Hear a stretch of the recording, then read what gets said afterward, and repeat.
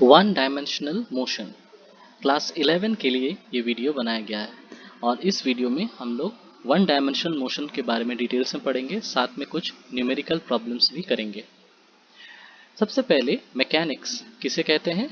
The branch of science that deals with motion of bodies and effect of force on stationary और moving bodies. इसका मतलब ये है कि वो विज्ञान की वो शाखा है जिसमें हम लोग पढ़ाई करते हैं किसके बारे में? बॉडीज के मोशन के बारे में, और उसका क्या इफेक्ट है, फोर्स का क्या इफेक्ट है स्टेशनरी या मूविंग बॉडीज पर, रुका हुआ वस्तु या गतिशील वस्तु के ऊपर फोर्स का क्या इफेक्ट है उसके बारे में पढ़ेंगे। तो ये सब आता है मैकेनिक्स के अंडर। मैकेनिक्स के कुछ बेसिक पार्ट्स हैं। सबसे पहला इंपॉर्टेंट पार्ट है डायनेमिक्स और दूसरा है स्टैटिक्स। डायनेमिक्स मतलब गति में होगा, स्टैटिक्स मतलब रुका होगा। डायनेमिक्स में हम लोग पढ़ते हैं दो पार्ट, पहला काइनेमेटिक्स और दूसरा काइनेटिक्स। काइनेमेटिक्स क्या है?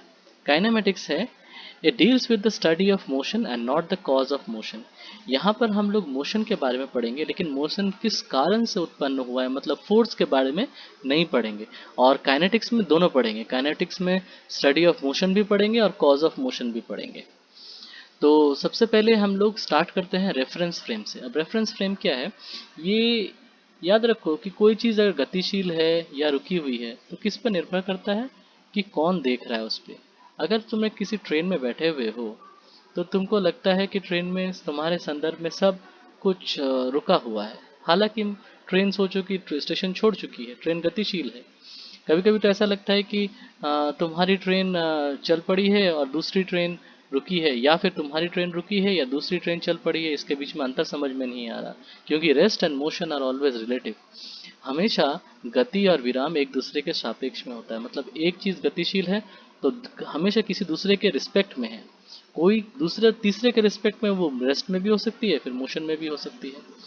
फिर हम लोग देख लेते हैं रेफरेंस फ्रेम, जिसके संदर्भ में या जिसके रिस्पेक्ट में कोई बॉडी रेस्ट में है या जिसके रिस्पेक्ट में कोई बॉडी मोशन में है, वो कितना तरह का होता है रेफरेंस फ्रेम। कुछ है बेसिक एग्जांपल्स हैं, वो हम देख लेते हैं। एक है कार्टेशियन फ्रेम, एक है पोलर रेफरेंस फ्रेम और एक है स्फेरिकल, और भी हैं, लेकिन एक एक करके देख लेते हैं। कार्टेशियन रेफरेंस फ्रेम देखो, ये वन डायमेंशन, टू डायमेंशन या थ्री डायमेंशन में हो सकते हैं। इसके बारे में हम लोग पढ़ेंगे एक एक के बारे में। ये पोलर है जिसमें दो कोऑर्डिनेट्स लगते हैं आर कॉमा थीटा, ये टू डायमेंशन में है। थ्री डायमेंशन में r theta rho, three dimension में भी पोलर होता है। और ये है स्फेरिकल रेफरेंस फ्रेम, जिसमें हम लोग किसी चीज़ को लोकेट करने के लिए हम लोगों को तीन राशियों की ज़रूरत पड़ती है, तीन फिजिकल क्वांटिटीज़ की। एक है आर, एक है थीटा एंगल और एक फाई एंगल। तो इन सब के बारे में एक एक करके हम लोग पढ़ लेते हैं, तब क्लियर होगा। सबसे पहले कार्टेशियन फ्रेम ऑफ रेफरेंस, ये तीन तरह का होगा, one dimension, two dimension, three dimension. Basic knowledge सबको है इस बात का, ध्यान दो। अगर कोई चीज़ एक स्ट्रेट लाइन में मूव करती है तो एक्स एक्सिस पर, तो उसको पोजीशन बताने के लिए तुमको सिर्फ एक नंबर चाहिए, उसको हम लोग कह देते हैं एक्स। मान लेते हैं ये ज़ीरो है, ये रेफरेंस फ्रेम का जो सेंटर है। यहाँ से सोचो कि कोई एक बॉडी 10 सेंटीमीटर दूर है, तो तुम्हारा पोजीशन क्या है? x is equal to 10, answer. उसी तरह से अगर उल्टा तरफ 10 होता तो तुम बोलते x इज इक्वल टू -10। मतलब तुमको सिर्फ एक नंबर चाहिए डिफाइन करने के लिए। लेकिन अगर तुमको किसी प्लेन पे बताना है, कागज से बताना है, तो तुमको दो चाहिए। तुम लोगों ने ग्राफ किया होगा, ग्राफ में देखा होगा इस तरह से होता है, एक एक्स एक्सिस होता है, एक वाई एक्सिस होता है। अगर इसको लिटा के रखोगे, ये देखो, ये वन डायमेंशन हुआ। वन डायमेंशन में क्या है? ट्रेन, मान लो एक ट्रेन सीधी जा रही है एकदम सीधी, तो फिर ये वन डायमेंशनल मोशन है। वापस आते हैं, एक कागज को लिटा के रखा गया है, सुला के रखा गया है, तो उस क्षेत्र में ये कोण 90 डिग्री, हाँ 90 डिग्री से ज़्यादा नहीं है, ये सुला के रखा हुआ है इसीलिए ऐसा लग रहा है। इस तरफ एक्स एक्सिस, इस तरफ वाई एक्सिस, तो कोई भी पॉइंट यहाँ हो या यहाँ हो, बताने के लिए तुमको दो नंबर्स चाहिए कि वो एक्स एक्सिस पे कितना दूरी पर है, वाई एक्सिस पे कितना दूरी पर है, और उन दोनों को मिला के एक जगह पे हमारा पॉइंट आएगा। यहाँ पे सोचो ये एक्स कॉमा वाई है, मतलब एक्स एक्सिस में कितना दूर जाओगे और वाई एक्सिस में कितना दूर जाओगे, तो फिर तुमको वो पोजीशन मिलेगा। तो टू डायमेंशन में हम लोगों को दो चाहिए नंबर्स। थ्री डायमेंशन के बारे में बाद में आते हैं, पहले टू डायमेंशन एक और देख लेते हैं एग्जांपल। मान लो सोलर सिस्टम है। सोलर सिस्टम में मान लो सब कुछ एक ही प्लेन में मूव कर रहा है, ये सब एक के बाद एक सर्कल्स में ऐसे घूम रहे हैं, तो फिर ये यहाँ पे बताने के लिए हम लोग को ये भी एक टू डायमेंशनल मोशन है। हाँ, कि ये बॉडी को बताने के लिए x, y, मान लो यहाँ पर एक लाइन खींच दिया इस तरह से और एक लाइन इस तरह से खींच दी x और y एक्सिस, तो वहाँ पे दो कोऑर्डिनेट से तुम पता कर सकते हो। अब 3 डायमेंशन का एग्जांपल दे लेते हैं, ये रियल वर्ल्ड का एग्जांपल यही है। 3 डायमेंशन में ये सब कुछ होता है। जैसे एक चिड़िया, चिड़िया ना सिर्फ किसी आगे और पीछे जा सकती है, दाएं और बाएं जा सकती है, ऊपर और नीचे भी जा सकती है। तो चिड़िया का हो जाएगा मोशन 3 डायमेंशन। ट्रेन में देखो, ट्रेन सिर्फ आगे पीछे जा सकती है, तो हो गया 1 डायमेंशन। अच्छा, ये जो है ये आगे पीछे दाएं बाएं किसी भी तरफ हो सकती है, आगे पीछे दाएं बाएं, तो इसके लिए बताने के लिए तुमको 2 एक्सिस चाहिए, और इसको बताने के लिए 3 एक्सिस क्यों चाहिए? आगे पीछे दाएं बाएं और ऊपर नीचे। आगे पीछे हो गया एक एक्सिस, दाएं बाएं हो गया दूसरा एक्सिस, और ऊपर नीचे हो गया तीसरा एक्सिस। ये किसी भी पोजीशन पे हो सकती है। तो 1 डायमेंशन, 2 डायमेंशन, 3 डायमेंशन, ये कार्टेशियन फ्रेम ऑफ रेफरेंस है। अब हम बात करते हैं पोलर फ्रेम ऑफ रेफरेंस। ये 2 डायमेंशन समझ लेते हैं, 3 डायमेंशन भी होता है, पहले 2 डायमेंशन समझ लेते हैं। इसमें क्या है ना कि ये है हमारा एक एक्स एक्सिस, एक ही एक्सिस होगा, वो से पता चलेगा बहुत सारे सर्कल्स मान लो है, ये इमेजिनरी सर्कल्स है, ये अलग अलग रेडियस के। मान लो तुमको एक पोजीशन पता करना है, ये पॉइंट ये कहाँ पे है, तो इसको तुम देखना है कि वो कितना नंबर सर्कल पे आ रहा है, कितना रेडियस का सर्कल पे आ रहा है। मान लो जितना दूर पे आ रहा है आर, तो हम लोग को एक नंबर मिल गया आर, और वो कितना एंगल पर है इससे, इस येलो लाइन से, वो हो गया थीटा। तो इन दोनों से ही तुम पता करके वहां तक पहुंच सकते हो। अगर तुमको यहाँ तक पहुंचना है, तुमको क्या क्या बताना पड़ेगा? तुमको पहले थीटा एंगल ठीक करना पड़ेगा, उस तरफ मुड़ जाओ और उतना कदम उतना आर आगे चढ़ो, तो फिर पहुंच जाओगे। तो फिर तुमको पोलर फ्रेम ऑफ रेफरेंस से भी बॉडी को लोकेट कर सकते हो। यहाँ पे 2 कोऑर्डिनेट्स चाहिए, आर और थीटा। अब हम बात करते हैं स्फेरिकल फ्रेम ऑफ रेफरेंस की। स्फेरिकल फ्रेम ऑफ रेफरेंस में हम लोग को 3 कोऑर्डिनेट्स चाहिए। ये एक बॉल जैसा आकृति है, हाँ, ये तुम्हारा कोई थाली जैसा आकृति नहीं है, ये बॉल जैसा आकृति है, स्फीयर जैसा। मान लेते हैं कि स्फीयर पे एक ग्लोब जैसा, इसके ऊपर एक पॉइंट है, इसका लोकेशन तुमको पता करना है। तुम क्या करोगे? सबसे पहले इसके इक्वेटर पर, जैसे ग्लोब का जो इक्वेटर होता है, भूमध्य रेखा, उसको एक थाली जैसा स्ट्रक्चर बनाओगे, प्लेन। और ये प्लेन जो होगा ये एक्स वाई प्लेन पर है। तो अब इस पर इस यहाँ से यहाँ तक का दूरी, ये दूरी है आर। दूसरी बात है, यहाँ से इस प्लेन पर तुम एक, इसका छाया कहाँ पे पड़ रहा है, शैडो कहाँ पे पड़ रहा है देखोगे। जहाँ पर ये शैडो पड़ रहा है वहां से तुम एक लाइन एकदम ओरिजिन तक, ओरिजिन मतलब एक्स वाई जेड एक्सिस जहाँ पे मिल रहा है उसको बोलते हैं ओरिजिन, वहां तक खींचोगे। खींचने के बाद ये एंगल है फाई और ये एंगल थीटा, ये एंगल फाई और ये एंगल थीटा। तो तुमको इन तीनों कोऑर्डिनेट से पता कर सकते हो, आर थीटा और phi.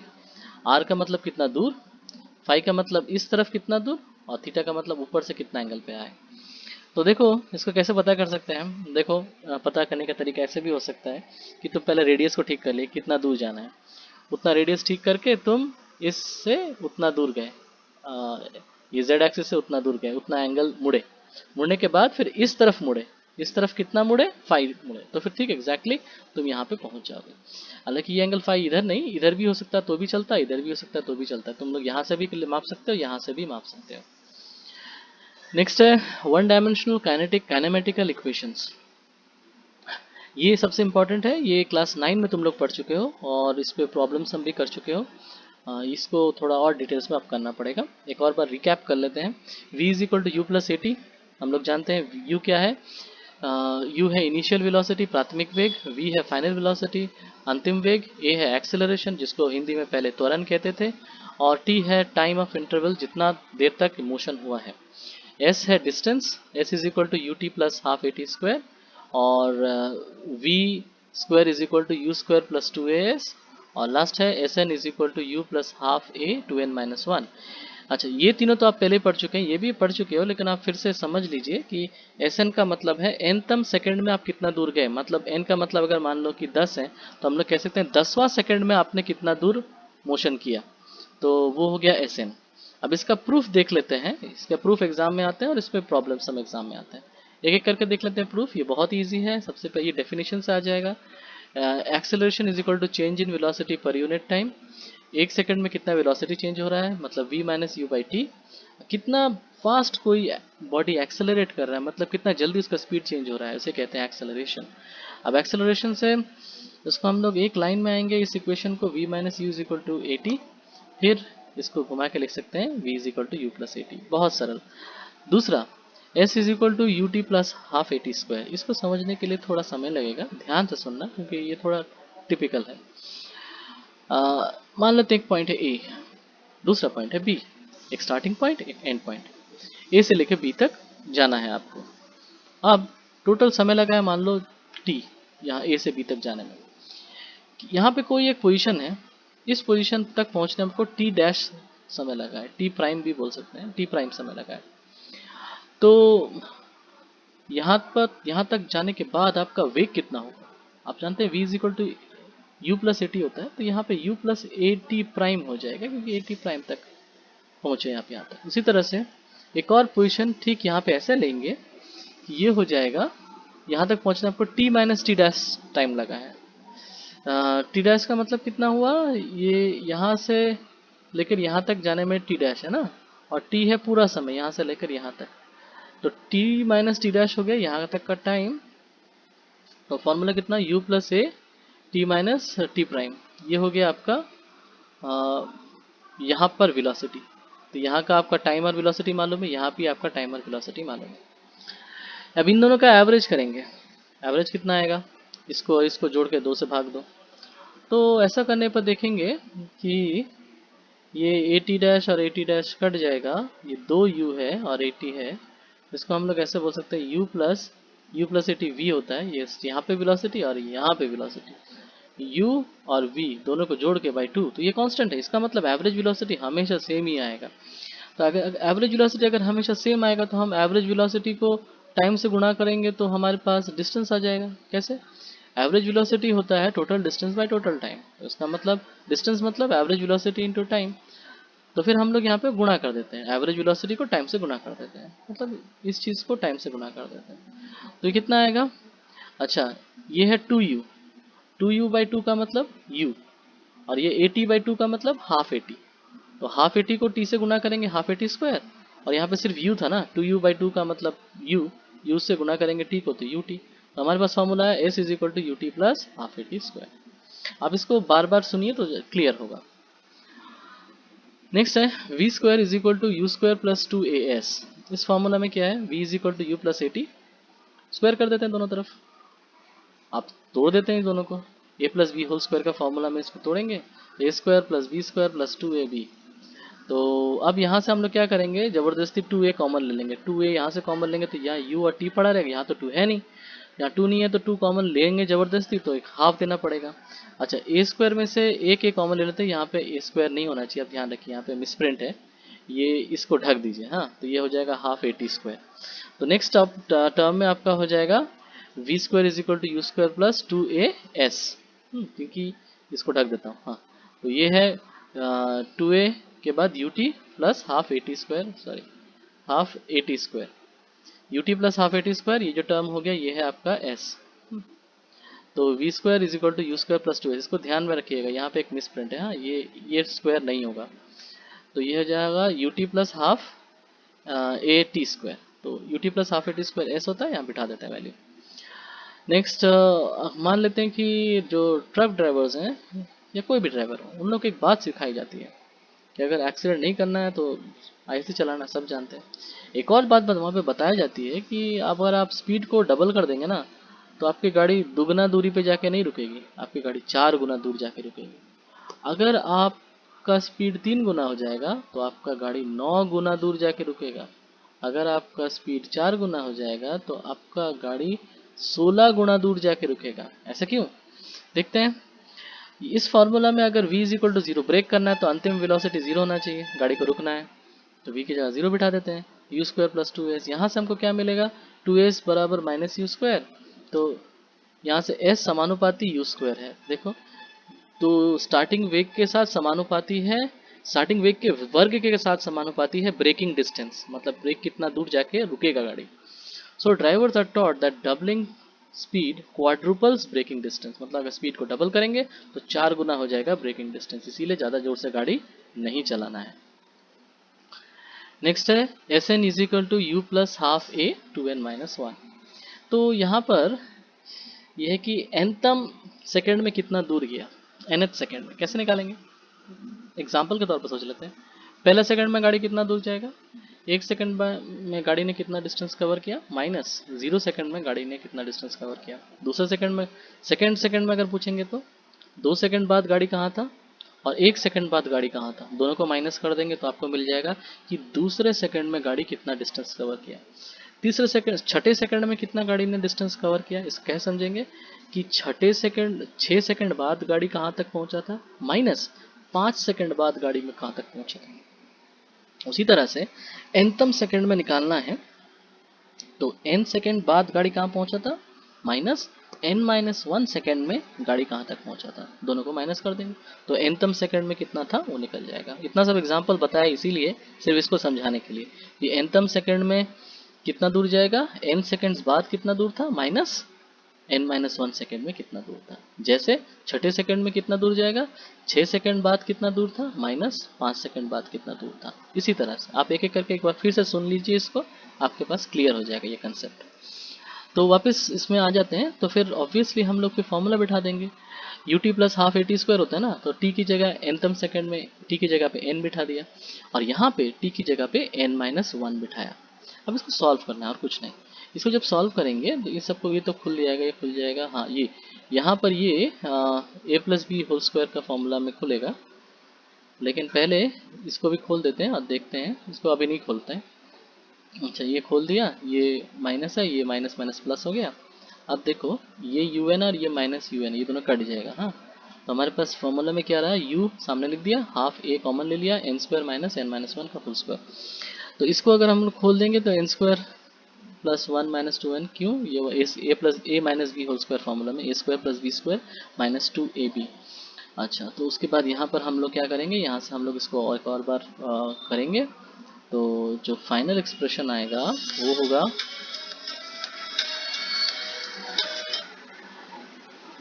Just a minute, 1 minute.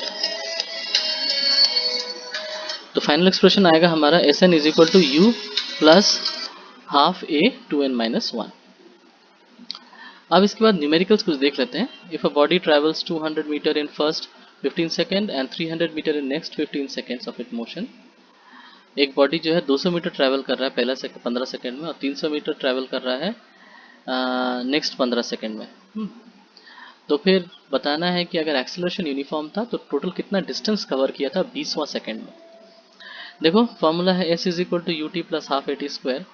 ये हम लोग पहले ही जानते हैं कि कितना दूरी तय किया उसका फॉर्मूला ये है। इसको यूज़ करेंगे हम लोग। पहला 15 सेकंड में कितना फॉर्मूला आना चाहिए, डिस्टेंस s की जगह पे 200, ut u मालूम नहीं, टाइम 15, a भी मालूम नहीं, टाइम 15। तो ये जो इक्वेशन आया इस तरह से, 1 नंबर इक्वेशन। उसी तरह से इन फर्स्ट 30 सेकंड बोला, देखो क्यों 30 सेकंड, नेक्स्ट 15 सेकंड में बोला है ना, तो नेक्स्ट 15 सेकंड तो निकालना मुश्किल हो जाएगा। हम लोग क्या करते हैं ना, पहला और दूसरा केस को जोड़ देते हैं, पहला 15 सेकंड और दूसरा 15 सेकंड, टोटल 30 सेकंड। 30 सेकंड में कितना दूर जाएगा, 200 प्लस 300, 200 और 300 इतना दूर जाएगा। और तब जो वेग हो जाएगा वो हो जाएगा यहाँ पर 30u हो जाएगा plus half a 30 T square. क्यों, यहाँ पर ये 30 टाइम है, यहाँ पर टाइम 30 लिया, यहाँ भी टाइम 30 लिया, बाकी सब सेम है। इसको जब हम लोग सॉल्व करेंगे तो हमारे पास 2 समीकरण रहेगा। हाँ ये देखो, ये समझ में आया, तो ये फिर से बोल रहा हूँ, पहला डिस्टेंस दूसरा डिस्टेंस को ऐड कर दिया और टोटल टाइम है 30 सेकेंड्स। अच्छा तो ये दोनों समीकरण को हम लोग को सॉल्व करना है। सॉल्व करने के बाद तुम लोग जानते हो एक्स वाई समीकरण जो होता है ना, दो वेरिएबल्स एक साथ उसको सॉल्व जैसे करते हैं, यहाँ पे उसको अलग अलग तरीके से सॉल्व कर सकते हैं। या तो इसको 2 से गुणा कर दो इस समीकरण को, यहाँ भी 30u आएगा, दोनों को माइनस कर दो, हो जाएगा। या तो यहाँ से u का मान निकाल के यहाँ पे पुटअप कर दो तो भी हो जाएगा। अलग अलग तरीके से आप कर सकते हैं। तो ये आंसर्स आएंगे। आंसर्स जो आए उसके बाद ये देखो, डिस्टेंस कवर्ड इन 28 सेकंड फिर निकाल सकते हैं हम लोग। 20वां सेकंड में कितना दूरी तय करेगा, ये 20वां सेकंड में जितना दूरी तय करेगा उसका फॉर्मूला ये है, उसको यहाँ पे बिठाया, ये हमारे पास वैल्यू इतना आया 19.18 मीटर। अब इसको सॉल्व करके खुद देख लेंगे। एक दूसरा एग्जाम्पल है कि the two ends of a train moving with a constant acceleration pass a telegraph post with velocity u and v। एक टेलीग्राफ पोस्ट है, एक ट्रेन आ रहा है, ठीक है। ये जब यहाँ पे आ रहा था इस जगह पे इसका जब क्रॉस करने वाला था तब इसका वेग था u। ट्रेन का स्पीड ऐसे ऐसे बढ़ रहा है। हाँ तो अब ट्रेन जो है, और ये अंतिम जो पॉइंट था ये है, अब ट्रेन जो है आगे बढ़ गया है, जब ट्रेन आगे बढ़ गया उसका स्पीड बढ़ गया है, हाँ, तब तक ये यहाँ तक जब पहुँचा तब इसका जो सिरा है वेग हो गया है v। जब इसका वेग v हो जाएगा, अंतिम सिरा का भी वेग v ही हो जाएगा। ट्रेन का तो पहला सिरा दूसरा सिरा का वेग एक ही है, तो उसको हम समझ कह सकते हैं, ये डिस्टेंस है s मान लो ट्रेन का, ये भी डिस्टेंस s है। हम लोग मान सकते हैं कि यहाँ से यहाँ तक जाने में ट्रेन का अगला सिरा के बारे में ही सोचो बस, सिर्फ स्टार्टिंग वेलोसिटी u था, अंतिम वेग v था और डिस्टेंस है s। तो फॉर्मूला ये है, यहाँ से v square minus u square is equal to 2s आया। ये जैसे ऐसे ही सिंपली हम लोग समझ सकते हैं कि स्टार्टिंग वेग u था और अंतिम वेग v है और डिस्टेंस था s। उसी तरह से अगर हम लोग ट्रेन का क्वेश्चन पूछा है, find the velocity with which the middle point of the train passes the same post, ये ट्रेन का मिडिल पॉइंट कितना वेग से क्रॉस करेगा यहाँ बीच में। तो इसको हम लोग ऐसा मान सकते हैं कि मान लेते हैं ट्रेन का डिस्टेंस अगर आधा था, ट्रेन का लंबाई अगर आधा होता तो एस की जगह s/2 बिठा देते हैं और तब जो वेग होता उसको हम लोग w बोल देते हैं। ठीक है, तो इसको रिप्लेस कर देते हैं, जस्ट इसको कॉपी किया है एकदम सेम, सिर्फ s की जगह s/2, v की जगह w। तो वहाँ पे इसको इक्वेशन को भी कॉपी करेंगे। तो हम लोग क्या करेंगे, w square is equal to क्या हो जाएगा, v square plus 2a into s ना। तो 2a इंटू एस कितना हो जाएगा, हाँ 2a इंटू एस था, लेकिन यहाँ पे देखो क्या है, यहाँ पे s नहीं होगा, यहाँ पे s/2 होगा।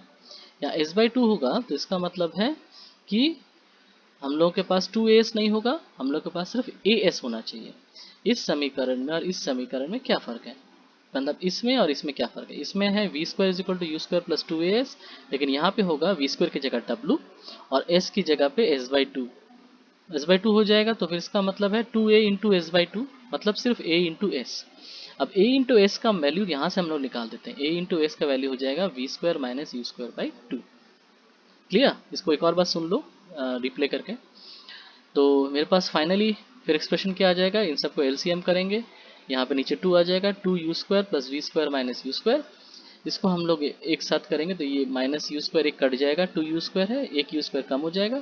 तो फाइनली मेरे वैल्यू आया मेरे पास u square plus v square by 2। तो यहाँ से w का वैल्यू कितना आ जाएगा, दोनों तरफ स्क्वायर रूट कर देंगे, w is equal to root over u square plus v square by 2। Clear. तो इसी तरह से हम लोग और भी प्रॉब्लम सॉल्व कर सकते हैं। तो ये कुछ दिए हैं प्रॉब्लम सम जो आप खुद करेंगे, आप लोग खुद कीजिए, अगर कहीं प्रॉब्लम है तो आप मुझसे पूछ लीजिएगा। Thank you.